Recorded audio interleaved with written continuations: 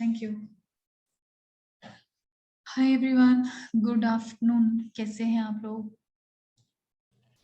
Good afternoon ma'am. Hi Vijay. Let us wait for one more minute. I think there are only 8 people, so let us wait for more people to join. तब तक मैं बता देती हूँ कि हम लोग आज क्या कवर करेंगे. We'll be taking the topic today, discussing the topic today, capital structure, जो हम already वैसे तो discuss कर चुके हैं. Financial and operating leverage हमारा next topic है. So if you see, good afternoon Priyanka बेटा. So if you see in the next topic in our syllabus, which I'll show you right away, जो हमारा मॉड्यूल 3 है, इसमें अगर आप देख सकें तो मॉड्यूल 3 में पहला टॉपिक जो हमारा कैपिटल स्ट्रक्चर डिसीजंस, फाइनेंशियल और ऑपरेटिंग लिवरेज. इसके बाद हम पढ़ेंगे ईबीआईटी और ईपीएस एनालिसिस. ईबीआईटी क्या होता है और ईपीएस क्या होता है वो हम इसी में ही फाइनेंशियल और ऑपरेटिंग लिवरेज में आज कवर कर लेंगे hopefully. So you will be knowing that what exactly is EBIT and then what is EPS और इसका एनालिसिस कैसे करना है. कुछ इसकी भी एनालिसिस के थ्योरीज अलग से दी हुई हैं. कैपिटल स्ट्रक्चर की थ्योरीज हैं, जैसे हमने कैपिटल बजटिंग की हमने मेथड्स पढ़े थे, वैसे ही कैपिटल स्ट्रक्चर की भी कुछ थ्योरीज हैं जो डिफरेंट एक्सपर्ट्स ने दी हुई हैं, जैसे एनआई, एनओआई, एमएम. ये हम थ्योरीज भी इसमें जो हमारा थर्ड मॉड्यूल है, थर्ड यूनिट है, इसमें हम करेंगे. और इसके अलावा हम पढ़ेंगे अपना डिविडेंड. डिविडेंड भी हमारा एक बड़ा टॉपिक है. डिटरमिनेंट्स, इसके क्या क्या चीजें हैं जो डिटरमाइन करती हैं डिविडेंड को, और डिविडेंड के भी मॉडल्स हैं जो डिफरेंट एक्सपर्ट्स ने दिए हुए हैं, जैसे कि MM was also one of the expert. Then Gordon थे, वॉल्टर थे, जिन्होंने ये डिविडेंड के अपने मॉडल्स दिए हैं, जो हम 3 डिफरेंट मॉडल्स उसमें पढ़ेंगे.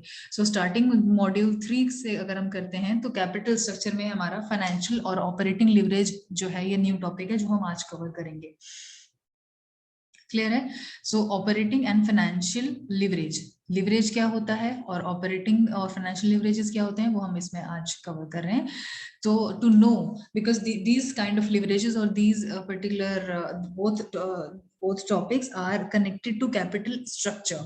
Although we know what capital structure is, but just to know the meaning of capital structure, just to recall कि क्या structure होता है, हम लोग इसका थोड़ा सा मीनिंग पढ़ेंगे और उसके बाद हम फाइनेंशियल और ऑपरेटिंग एक्टिविटीज पढ़ेंगे, क्योंकि हमें वही चीज समझ तभी आएगी जब हम थोड़ा सा इसको रिवाइव कर लेंगे that what exactly is capital structure. So as we know that we have already studied a lot of long term funds जो हमने पढ़े थे, preference equities, debentures, term loans and all that. ये सारी चीजों का कॉम्बिनेशन कंस्टिट्यूट जब करता है तो उस वो और जो टोटल होता है उसका, दैट इज कॉल्ड कैपिटल. और कितना उस टोटल कैपिटल में कितना शेयर किसका है, या कितना उसका not just share but proportion. For example कि इक्विटी का कितना प्रोपोर्शन है, 20 या परसेंटेज है, व्हाटएवर. गुड आफ्टरनून निखिल बेटा. सो वो सारी चीजें कि हमें बेसिकली कितना इक्विटी से हमने लिया है, 20% लिया है, 30% टोटल, हमारा टोटल कंस्टिट्यूट हमारा जो कैपिटल का करता है. So that basic capital structure basically is the structure which is giving us the combination of different long term sources of funds, जो जैसे कि equity, preference, debentures, loans, retained earnings, जो भी कुछ हमारा टोटल कैपिटल को कंस्टिट्यूट करता है, कहाँ से हमने सोर्स, कौन कौन से सोर्सेस से कितना प्रोपोर्शन में टोटल हमने अपने कैपिटल का रखा है, वो कैपिटल स्ट्रक्चर होता है. क्लियर है? जैसे हमने ये weighted average cost of capital में भी पढ़ा था कि टोटल सपोज 10 लाख का या 10 करोड़ का कैपिटल अगर है, तो 10 करोड़ में से इक्विटी से अगर हमने 10 में से 5 करोड़ ले लिया तो 50% प्रोपोर्शन हो गया एक तरह से इक्विटी का. रेस्ट हमने सपोज प्रेफरेंस से ले लिया, 3 का हमने ले लिया या 2 का हमने ले लिया, whatever proportion it would be. So basically that is constituting our capital structure. सबको ये समझ तो क्लियरली आ गया? अभी हम जितना फाइनेंस पढ़ चुके हैं उसके हिसाब से हमें समझ आ गया कि कैपिटल क्या है. वो पैसा जो बिजनेस में लगा हुआ है, और वो पैसा एक्चुअली में सारा पैसा हमारा नहीं हो सकता. That particular fund is being raised, that particular capital which is being raised from the outside sources of finances. जो ये सारे हम ऑलरेडी डिटेल में पढ़ चुके हैं, हमें पता है कि इक्विटी क्या है, प्रेफरेंस क्या है, इन सबका किस किस प्रोपोर्शन में हमने कितना पैसा लिया, और टोटल जो है वो कंस्टिट्यूट करता है हमारा कैपिटल स्ट्रक्चर. तो कोई भी कंपनी, हर कंपनी के पास जो वर्किंग में है उसके पास कुछ ना कुछ कैपिटल होगा ही. आप किसी भी ऑर्गेनाइजेशन का एक अंदाजा लगाने के लिए कि कितनी बड़ी ऑर्गेनाइजेशन, आप उससे टर्नओवर पूछते हैं कि क्या टर्नओवर है, टर्नओवर का मतलब हुआ कि मैक्सिमम लिमिट जो है ट्रांजैक्शन की, या जितना भी खर्चा उस कंपनी में होता है, या जो भी ट्रांजैक्शंस होती हैं, वो जनरली मोर और लेस कितना पैसा इन्वॉल्व है उसमें. So capital is the that amount which is actually running all the finance or the financial operations of any organization. अब कैपिटल स्ट्रक्चर तो हर ऑर्गेनाइजेशन का होगा ही, चाहे चाहे बिल्कुल सिंपल हो, चाहे बहुत बड़ा हो, बहुत सारे सोर्सेज से पैसा लिया हो, या सिर्फ एक सोर्स से भी पैसा लिया. For example, I start a company, मैं एक स्टार्टअप स्टार्ट करती हूँ, मेरी एक ऑर्गेनाइजेशन है, मैं सोल ओनर हूँ, सोल प्रोप्राइटरशिप का मैंने बिजनेस स्टार्ट किया, या मैंने कोई कंपनी भी स्टार्ट कर ली, suppose private limited company start कर ली मैंने, और सिर्फ एक ही मैं उसकी ओनर हूँ, और मैं नहीं चाहती थी कि मैं मार्केट से कुछ पैसा उठाऊं, तो मैंने अपनी कैपिटल जो मेरे पास अपना सेविंग्स है, मैंने उसी से एक बिजनेस स्टार्ट कर दिया, तो भी मेरा कैपिटल स्ट्रक्चर है मेरी ऑर्गेनाइजेशन का. और वो कैपिटल स्ट्रक्चर क्या होगा? Retained earnings. और रिटेन्ड अर्निंग्स भी क्या हुआ? बेसिकली तो रिटेन अर्निंग्स अभी हुई नहीं अगर वो कोई न्यू बिजनेस है, क्योंकि रिटेन अर्निंग्स का मतलब है मैंने इसी बिजनेस से कमाया हुआ पैसा लगाया है. Means I am retaining my already earned income from the same organization are called that sum is called basically the retained earning. तो कोई भी ऑर्गेनाइजेशन हो, चाहे मैंने खुद का पैसा सेव करके लगाया, तो मेरा सिर्फ कैपिटल स्ट्रक्चर वो हो जाएगा कि ठीक है, रिटेन अर्निंग से इतना पैसा है, या सेल्फ अर्नड अर्निंग से मैंने इतना पैसा लिया, तो मेरा कोई कॉस्ट नहीं लग रहा बेसिकली, क्योंकि मैंने किसी को ना तो शेयर्स बेचे हैं मार्केट में, ना मैंने बैंक से कुछ लोन उठाया, मेरे पास जितना सेविंग्स था मैंने उसको पैसे को लगा के अपना एक बिजनेस स्टार्ट कर लिया. तो उस छोटी सी छोटी ऑर्गेनाइजेशन का भी कैपिटल स्ट्रक्चर होगा, चाहे वो कैसे भी हो. या फिर अगर मैंने बैंक से लोन ले लिया सपोज 10 लाख का, तो मेरा कैपिटल स्ट्रक्चर क्या हो जाएगा? Term loan is equal to 10 lakh rupees, यानी कि मैंने 100 और प्रोपोर्शनेट क्या हो जाएगा वो चीज, 100% of the capital will be या is derived from the bank term loan, कि मैंने बैंक से लिया हुआ है, मेरे पास कोई इक्विटी नहीं है, कोई डिवेंचर नहीं लिया, कहीं से कोई प्रेफरेंस शेयर नहीं दिया, कुछ नहीं दिया, और मेरा फिर कैपिटल स्ट्रक्चर हो जाएगा. तो हर ऑर्गेनाइजेशन का कैपिटल स्ट्रक्चर तो है. क्या वो आइडियल है? आइडियल का मतलब एक तरह से वो स्ट्रक्चर जो कि बैलेंस्ड हो, जिससे कि ओवरऑल हेल्थ ऑर्गेनाइजेशन की बेटर हो सकती है. Balanced capital structure is important for overall health of the company. Excessive use of any component in the capital mix might not work in the favor of the company. अगर ऐसा भी हो सकता है, depends on the nature of the business, that जैसे मैंने example बताया कि टोटल मैंने अर्निंग्स अपनी सारी लगा दी, मेरे पास अब कुछ पैसा नहीं बचा, फॉर एग्जांपल मेरे को उसमें लॉस हो जाता है, मैंने I started a company, I did not have much experience, I invested all my savings and I face the losses, मुझे कोई क्लाइंट्स नहीं मिले, मुझे कोई बिजनेस नहीं मिल पाया, जहां मैंने इन्वेस्टमेंट किया था वो that was not a good decision may be, तो पूरा सब कुछ लॉस हो गया, एवरीथिंग इन लॉस. नाउ मेरे पास इतनी भी सेविंग्स नहीं है कि अगर मैं कुछ और काम नहीं करती, कुछ और जॉब भी नहीं मिलता, so I would not be able to survive even.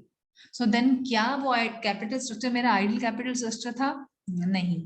इससे तो बेटर ये होता कि मैं बैंक से लोन लेती, थोड़ा थोड़ा बैंक को मुझे रीपे करना पड़ता है, मेरे पास जो सेविंग्स थी उस सेविंग्स से शायद मैं 5-6 महीने तक बैंक्स की किस्तें जो भी हमारा इंस्टॉलमेंट्स होते हैं वो मैं सरवाइव कर पाती और मैं वो रीपे कर पाती. So that would have been an ideal capital structure. So we have to see कि एक बैलेंस्ड कैपिटल स्ट्रक्चर होना, जिससे कि मेरी ओवरऑल हेल्थ जो ऑर्गेनाइजेशन की है वो सक्सेसफुल रहे, प्रॉफिटेबल रहे और सस्टेन कर सके for the longer time. So these are the 5 points which we focus on if we really want to make our capital structure ideal.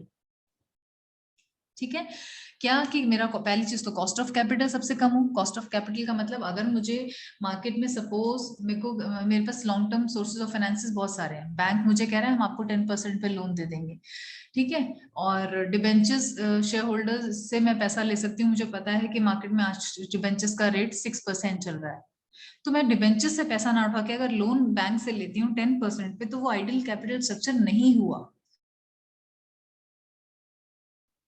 क्यों? क्योंकि मैं 4% का कॉस्ट एक्स्ट्रा दे रही हूँ उनको एज दी इंटरेस्ट, तो मेरा वो कॉस्ट मिनिमाइज नहीं हुआ. अगर कॉस्ट ऑफ कैपिटल मेरा मिनिमाइज हो रहा है, मोस्ट मिनिमाइज जो फॉर्मेट में हम रख सकते हैं कॉस्ट को, वो अगर हम कर पा रहे हैं तो हमारा कैपिटल स्ट्रक्चर आइडियल है, वरना नहीं. अगर हमारी ऑर्गेनाइजेशन की रिक्वायरमेंट है कि we should have a right mix of different sources of capital, तो हमें सोर्सेज डिफरेंट से हमें रेज करना चाहिए. अगर हमें लगता है कि एक ही सोर्स ऑफ कैपिटल से हम पूरी कैपिटल को लेना हमारे लिए फायदा है, तो हम वो भी कर सकते हैं। जनरली एक ही कंपोनेंट से पूरा कैपिटल को कंस्टिट्यूट करना is not a good choice, और it is not a right idea और advisable also to the finance manager, so that we should have more than one component at least constituting our capital structure, तो कि so that हमारा risk बचा रहे। Suppose हमने जहां से लिया वो बैंक ही बैंकरप्ट हो गया, अगर जिस एक बैंक से या फाइनेंशियल इंस्टीट्यूशन हमने पूरा कैपिटल लिया हुआ है, जैसे अभी बीच में यस बैंक का मैंने एग्जांपल पहले भी दिया था कि हो गया था, ऑपरेशन ही पूरा रुक जाएगा आपका। एक ही बैंक से आपने पैसा लिया हुआ, सारे ऑपरेशन आपके उसी से होते हैं, लोन भी उसी से है, वो बैंक ही सपोज कल को डूब गया, so will we be able to exist? No, we will not be able to survive, या हमारा ऑपरेशंस एटलीस्ट कुछ टाइम पीरियड के लिए तो हैम्पर कर जाएगा, बिल्कुल रुक जाएगा, ऑपरेशंस ही नहीं हो पाएंगे, ट्रांसफर ही नहीं हो पाएगा, ना फंड्स आएंगे ना जाएंगे।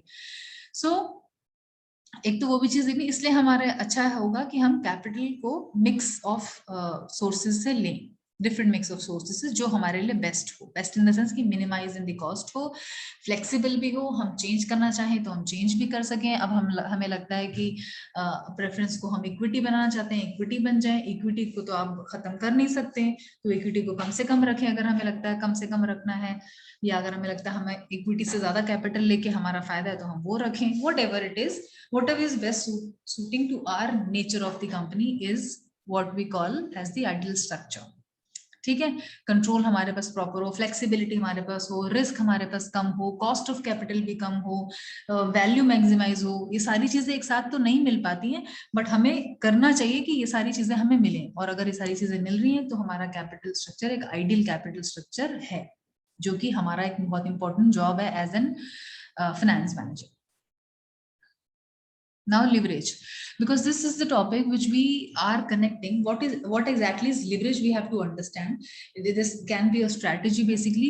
Leverage का अगर मैं English में word meaning आपको बताना चाहूंगी कि क्या होता है, तो leverage का meaning ये है any source which we are providing, any source or anything due to which we are able to, any strategy or any policy or any rule or anything which we are implementing through which we are able to produce more than the normal what we want.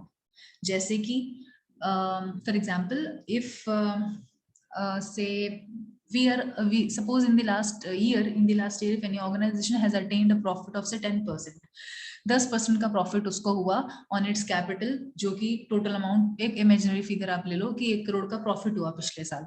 अब एकदम से अगर मैं कहूँ आपको कि मुझे, you being my employees, if I will ask you कि मेरे को इस पिछले साल 1 करोड़ का प्रॉफिट हुआ था, मैं सेम ही सारे लोगों को रखूंगी, सेम कॉस्ट रहेगी, मैं कोई एडिशनल कॉस्ट नहीं लगा रही, कुछ खर्चा नहीं कर रही, कुछ नए लोग भी नहीं लेके आ रही, नए प्रोजेक्ट भी नहीं लेके आ रही, मुझे 2 करोड़ का फायदा करके दे दो इस साल में, तो क्या ऐसा पॉसिबल होगा? क्या ऐसा हो सकता है? पीपल वुड थिंक दैट ये तो पागल ही हो गए हैं, जैसे कि जनरली एम्प्लॉइज रखते भी हैं ऐसा अपने मैनेजर्स या अपने ओनर्स के लिए, ऐसा कि इनको तो पता ही नहीं है, बिजनेस तो करना आता नहीं है, ऐसे बोल दिया इतना एडिशनल काम कर दो जी, इतना ये कर दो, ऐसे कर दो, कुछ इंक्रीमेंट्स नहीं दिया, कुछ इंसेंटिव नहीं दिया, कुछ एडिशनल सैलरी नहीं बढ़ाया। जनरली लोग इस तरह की बातें करते हैं इन एनी बिजनेस और एनी वेयर यू गो। तो बेसिकली लिवरेज क्या होता है, एक ऐसा कुछ भी आप ऐसा कर रहे हो, कुछ भी ऐसा फोर्स लगा रहे हो जिसकी वजह से आपने वो काम कर दिया जो कि नॉर्मल सिचुएशन में वो काम होना पॉसिबल नहीं है। ऐसा क्या हो सकता है? जैसे कि एक एग्जांपल मैंने लिया आपको, leverage word is related to liver also, और मैंने आपको ये एग्जांपल इसलिए सो दैट आपको ये याद रहे, लिवरेज वर्ड लिवर से आपको याद रहेगा, सो दैट जैसे अगर हमारा सपोज एक गाड़ी पंचर हो जाती है बीच में ऑन द रोड से फॉर एग्जांपल, तो क्या करते हैं हम, अब हमें गाड़ी पंचर होगी, हमें गाड़ी का या तो हम पूरा स्टेपनी चेंज करेंगे, या गाड़ी का जो टायर है उसको एटलीस्ट हम रिपेयर करने के लिए, हमें पंक्चर के लिए भी थोड़ा टाइम चाहिए होगा। टाइम कैसे चाहिए होगा? गाड़ी का व्हील आप कैसे निकालोगे, आपको गाड़ी को लिफ्ट करना होगा, तो क्या एक इंसान के लिए, just for one human being, is it possible to lift the car also for that time and to change the tire also, or to replace the tire, or maybe to fix the puncture or whatever the case is? ऐसा possible नहीं है। So what we do is in that case we use a jack, we use a lever, छोटा सा एक liver होता है, एक छोटी सी डिवाइस है जिसको हम जैक को यूज करते हैं और वो पूरी कार को उठा देता है हमारे लिए, फॉर कितने भी घंटों के लिए, कितने भी दिनों के लिए वो कर सकता है। हमने एक बार पोजीशन पे गाड़ी को लगा दिया, लिफ्ट कर दिया उसको जैक से, और गाड़ी अपना अच्छे से ऊपर होके लिफ्ट हो जाती है, और हम अपना उसको जो काम करना चाहते हैं वो हम कर सकते हैं। नॉर्मल रिजल्ट क्या ऐसा दे सकता है? क्या कोई एक इंसान, नॉर्मल इंसान भी, हाँ एक ह्यूमन बीइंग गाड़ी को लिफ्ट कर सकता है जो कि वो लीवर, छोटे से लीवर ने कर दिया या जैक ने कर दिया? So it is creativity of our brain कि हमने कुछ ऐसा किया जिसने कि हमें नॉर्मल रिजल्ट्स नहीं दिए। Using a jack may be it is very easy for all of us to think, but generally क्या एक ह्यूमन बीइंग कर सकता था? नहीं कर सकता था। एक छोटे से जैक ने ये काम कर दिया। तो ये हो गया हमारा रियल टाइम, रियल लाइफ का एक्सपीरियंस है, रियल टाइम का एग्जाम्पल। अब हम एज अ बिजनेसमैन क्या करेंगे, एज अ फाइनेंस पर्सन क्या करेंगे? क्या वो लिवरेज या वो लीवर हमारे बिजनेस में क्या होगा जिससे कि हम लिफ्ट कर सके अपने बिजनेस को? What will be that tool in place of jack in our business to uplift our business or uplift our profits or minimize our risk, या कुछ भी ऐसा क्या हो सकता है वो, है ना? So for us that will be important, that what exactly will be that lever through which we are going to upgrade our yeah increase our profit without doing anything. ऐसा हम अपने प्रॉफिट को बिना कुछ किए कैसे बढ़ा सकते हैं? तो एक एग्जांपल हमारे पास ये हो सकता है इस चीज का कि for example, just give me 1 minute.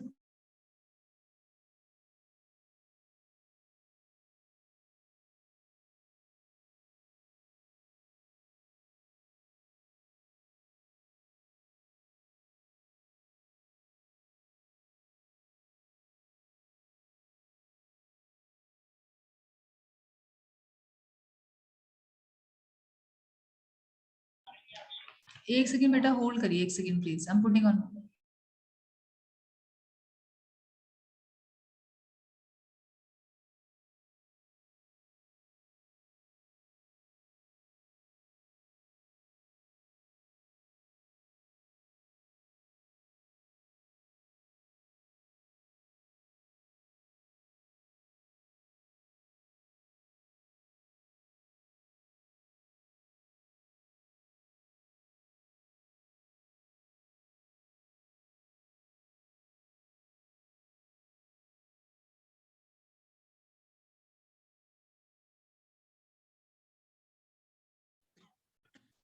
I am sorry, एक कॉल है मेरे पास important, I am sorry, please give me 1 minute.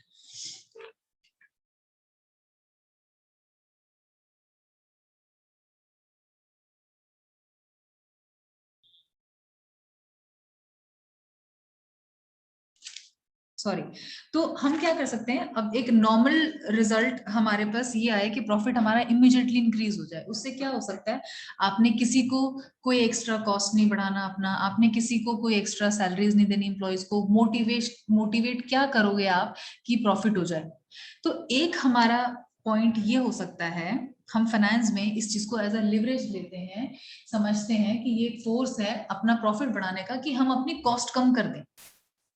Cost कम कर दें। कॉस्ट कैसे कम कर सकते हैं? जैसे कि कॉस्ट कम का मतलब ये हुआ कि मेरा एक कोई यूनिट को प्रोड्यूस करने का या किसी प्रोडक्ट को प्रोड्यूस करने का कॉस्ट आता है अभी में, जो मैं प्रोडक्शन करती हूँ या जो भी मैन्युफैक्चर करती हूँ उसके हिसाब से सपोज मेरा कॉस्ट आता है 8 रुपीज आता है पर यूनिट, और मैं उसको 10 रुपीज में सेल करती हूँ, तो मेरा 2 रुपीज का प्रॉफिट होता है इनटू नंबर ऑफ यूनिट्स जो भी हो गया। सपोज 8 और 10 का अगर हम एवरेज लेके चलें, तो सपोज अगर मैं 1 लाख अपनी यूनिट्स जो है कॉस्ट लगाती हूँ, 1 लाख यूनिट्स प्रोड्यूस करती हूँ 8 रुपीज के कॉस्ट पे, तो मेरा कॉस्ट जो हो गया, टोटल कॉस्ट 8 लाख हो गया, और 8 लाख को इन्वेस्ट करने से मैंने 10 लाख रुपीज अर्न किए। मैं उसको 8 की जगह 10 रुपए का बेचती हूँ, ठीक है? तो मेरा प्रॉफिट, अब वो जो 2 लाख का प्रॉफिट हुआ उसको इमीडिएटली इंक्रीज करने के लिए मेरा एक लिवरेज क्या हो सकता है एज ए बिजनेस आइडिया, कि मैं उस 8 रुपीज को जो मेरा कॉस्ट है उसको कम कर दूं,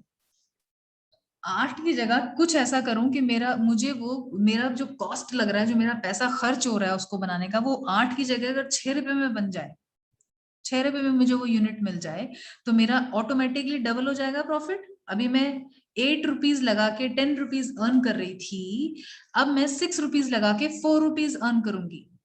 तो मैंने ना तो कॉस्ट बढ़ाई, मतलब प्राइस बढ़ाया नहीं अपने अपने प्रोडक्ट का, ना तो मैंने प्राइस बढ़ाया, ना मैंने कुछ और काम किया। सिंपली मैंने एक लीवर ये यूज किया अपने बिजनेस में कि मैं कॉस्ट को कम कर दूंगी।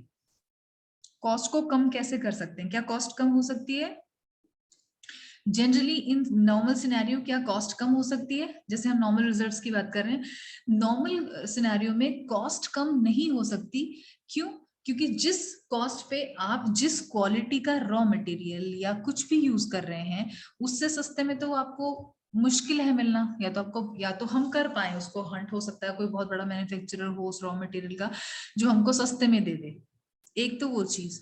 दूसरा होता है वेरिएबल कॉस्ट के अलावा हमारा होता है फिक्स कॉस्ट, जो मैंने शायद पहले डिस्कस किया होगा कि हम कोई भी चीज एज अ मैन्युफैक्चरिंग यूनिट या सर्विस यूनिट भी है, अगर मैं कोई प्रोडक्ट नहीं भी बेचती, कुछ तो मैं सेल करूंगी, चाहे मैं सर्विसेज करूं या कुछ प्रोडक्ट करूं, तो उसको कॉस्ट को मैन्युफैक्चर करने के, उस प्रोडक्ट को मैन्युफैक्चर करने के लिए मेरे को दो तरह की कॉस्ट लगती है। मुझे का मतलब in any business it will be fixed cost and variable cost.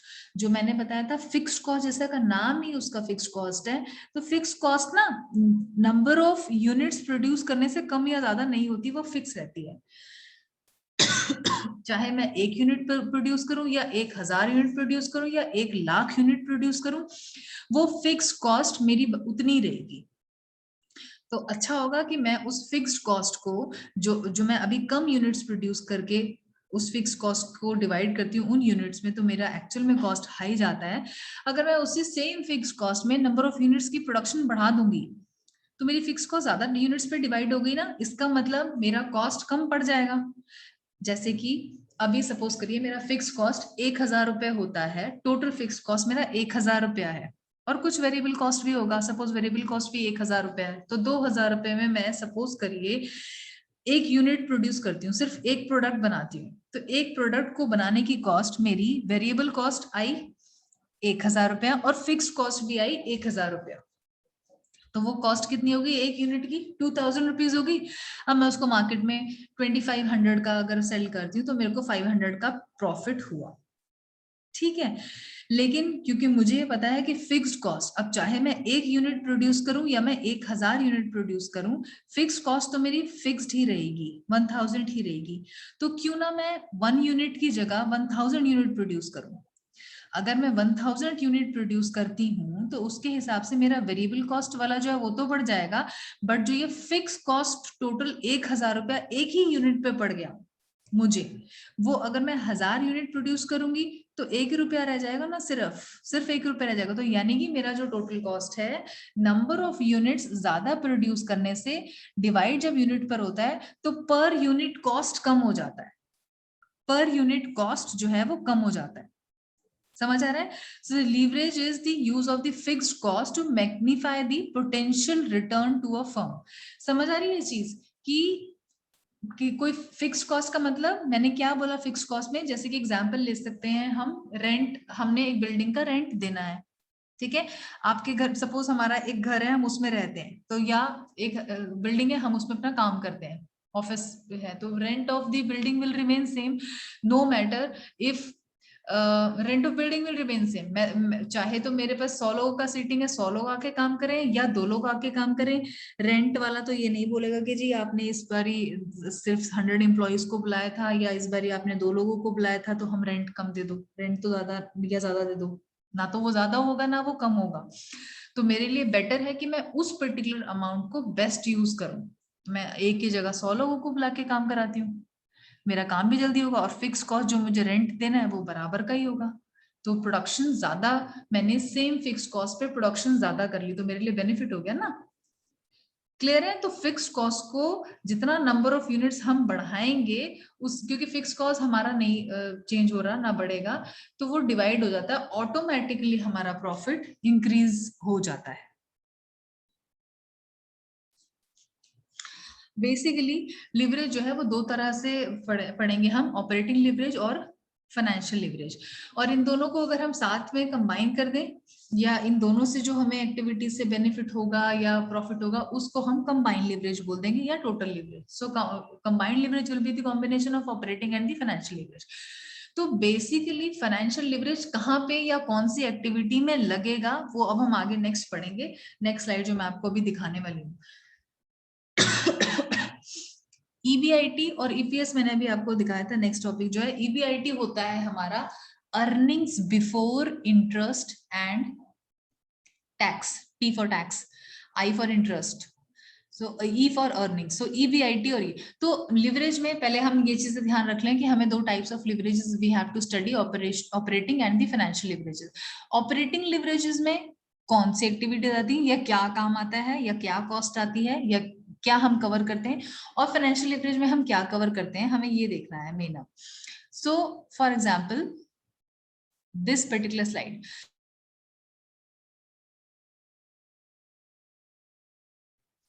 इस स्लाइड को प्लीज ध्यान से पढ़िएगा। अगर ये समझ आ गया हमको क्लियरली तो हमारे बहुत सारे कॉन्सेप्ट्स क्लियर हो जाएंगे। इसी तरह से हम अगर अपना एग्जाम में भी इसको समझाते हैं, इसी तरह से अगर हम समझाते हैं तो रिटन में, तो हमारे लिए ये क्लियर होगा एग्जामिनर के लिए भी कि पर्सन को अंडरस्टैंडिंग बहुत अच्छी है, क्लियर है, बहुत अच्छी अंडरस्टैंडिंग है। ईपीएस होता है अर्निंग्स पर शेयर। अर्निंग्स पर शेयर, एक शेयर पे एक शेयर होल्डर क्या अर्न करता है किसी भी ऑर्गेनाइजेशन, उसको प्रॉफिट कैसे होता है। 10 रुपीज का शेयर खरीदा था, आज उसकी वैल्यू 12 हो गई या ज्यादा हो गई, किसी भी वजह से हो गई, या उस या हम एज अ मैनेजमेंट डिसाइड कर रहे हैं कि हम 2 rupees 5 rupees 10 rupees what ever एक फिक्स्ड अर्निंग हम पर शेयर देंगे एज द डिविडेंड। वो होता है कि एक शेयर होल्डर की एक शेयर की अर्निंग जो है वो पर शेयर कितनी है, that is EPS, earning per share. Earning per share हम कैसे निकालेंगे, अब टॉप पे देखिए हमने लिया है सेल्स। सेल्स यानी कि वो फंड जो हमने सेल्स से हमको मिला। टोटल सेल सपोज मेरी हुई है, मैंने 1000 यूनिट्स सपोज एक साल में मैं बेच पाई अपने, मैंने कुछ भी जो भी मेरा बिजनेस है वो मैंने बनाया, बिजनेस है या सर्विस है, कुछ भी मैं देती हूँ प्रोडक्ट या सर्विस, कुछ भी जो भी हम सेल करते हैं, तो उससे मेरा टोटल सेल का जो आया अमाउंट, सपोज वो आता है 1 करोड़ रुपीज या वट एवर, आप डॉलर्स में ले जाते हैं, आप डॉलर्स में ले लीजिए, रुपीज में ले जाते हैं रुपीज में ले लीजिए, मिलियन बिलियन ट्रिलियन जो आपको दिखाना है वो समझ लीजिए कि हमारा सेल्स सपोज एक एक्स अमाउंट है।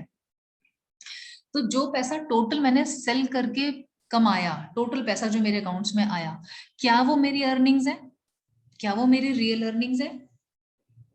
सपोज मैं कुछ बनाती हूँ, मेरा एक प्रोडक्ट है, सपोज एप्पल एक बिजनेस है, एप्पल कंपनी है, वो आईफोन्स भी बनाती है, लैपटॉप भी बनाती है, तो सपोज उसकी लैपटॉप की एक डिवीजन जो है उसने सपोज 10 करोड़ का प्रॉफिट अर्न किया एक किसी रिस्पेक्टिव ईयर में, किसी एक रिस्पेक्टिव कंट्री में सपोज, तो क्या वो उस कंट्री का अपना 10 करोड़ का या जो भी उसने बिजनेस का पैसा आया सेल्स से, उस पूरे को अपना प्रॉफिट समझ ले, वो अर्निंग समझ ले अपनी, क्या वो अर्निंग्स होंगी उसकी करेक्ट, वो उसकी अर्निंग्स नहीं होंगी। क्यों?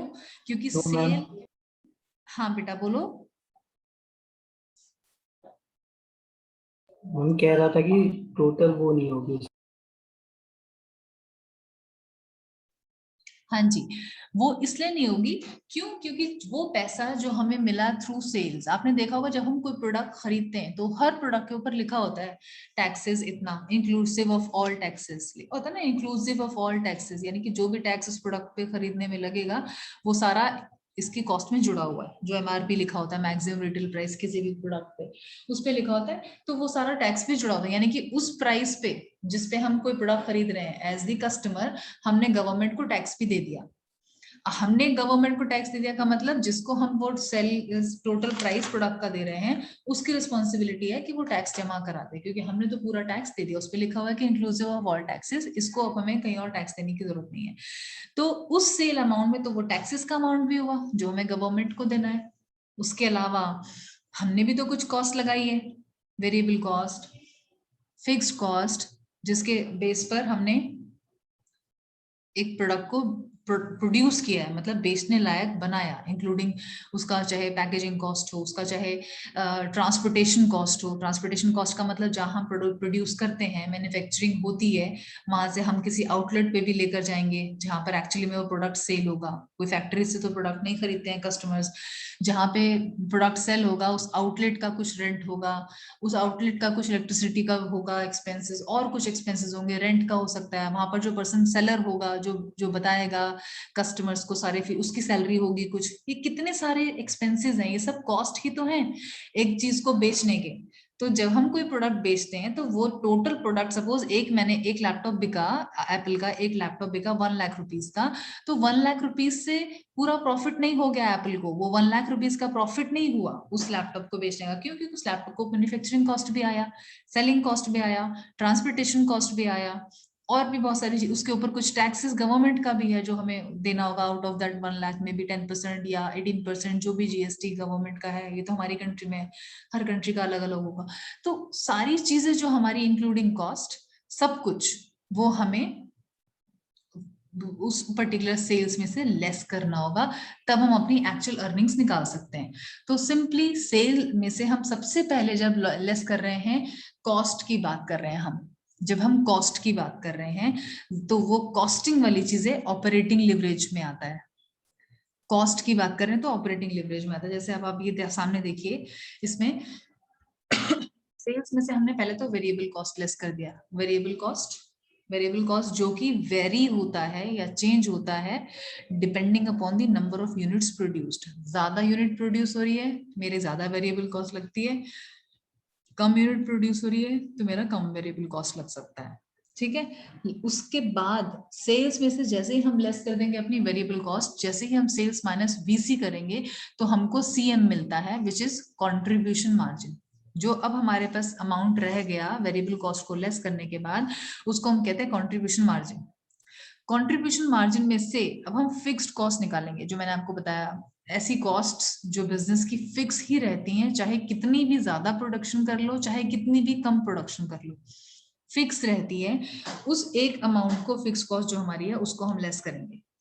जैसे ही हमने वेरिएबल और फिक्स कॉस्ट दोनों लेस कर दिया सेल्स में से, हमको मिल जाता है EBIT. EBIT stands for earnings before interest and taxes। Interest होता है जो हम डिबेंचर्स पे या लोन कैपिटल स्ट्रक्चर में जो भी हम इंटरेस्ट नहीं पे करते हैं, जो हमने कॉस्ट एक तरह से ले ली, डिबेंचर्स की कॉस्ट जो आएगी या लोन के जो हमने इंटरेस्ट देना है, वो इंटरेस्ट अभी हमने देना है, वो हमने दिया नहीं है। तो अभी जो हमारे पास आई अर्निंग्स, वो आई EBIT, earnings before interest and taxes. ठीक है, earnings before interest and taxes में से अब हम इंटरेस्ट देंगे, लेस करेंगे हम इंटरेस्ट। ठीक है, सो EBIT जब तक हमको मिलता है, तब तक की जो भी एक्टिविटीज हैं, तब तक का जो भी हम एज अ कुछ भी टूल यूज करेंगे टू इंक्रीज द प्रॉफिटेबिलिटी, वो सारा आ जाएगा हमारा ऑपरेटिंग लिवरेज में। ऑपरेटिंग लिवरेज में यानी कि अगर मैं अपना फिक्स कॉस्ट कम करके काम करने की कोशिश करती हूँ कि प्रॉफिट को बढ़ाऊंगी, जैसे अभी हमने लिवरेज पढ़ा कि लिवरेज क्या होता है, तो बेसिकली वो अगर हम कुछ भी ऐसा कर रहे हैं जो कि हम कॉस्ट से रिलेटेड करने के बाद अपना in order to increase our profit हम कुछ कर रहे हैं, so that will be part of operating leverage.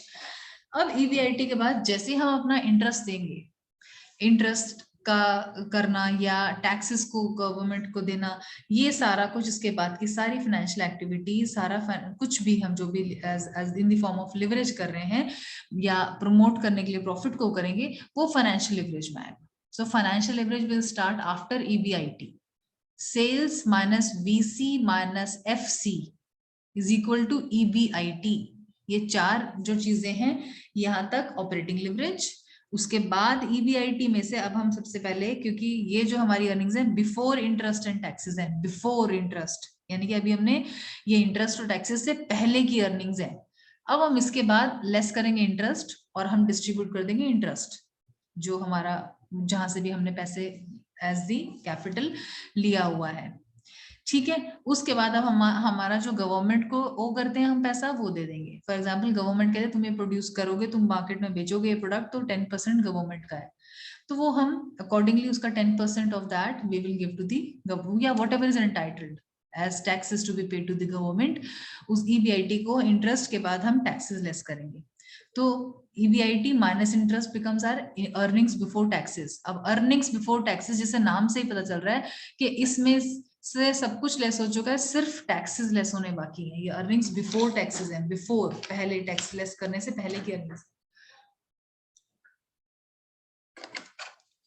Now taxes जब हम लेस करेंगे so that becomes earnings after taxes. EAT भी उसको हम बोलते हैं, EBIT ईट हमारे पास आ जाता है। EBIT में से जब हम इंटरेस्ट और टैक्सेस दोनों लेस कर देंगे तो हमें ईट मिलेगा।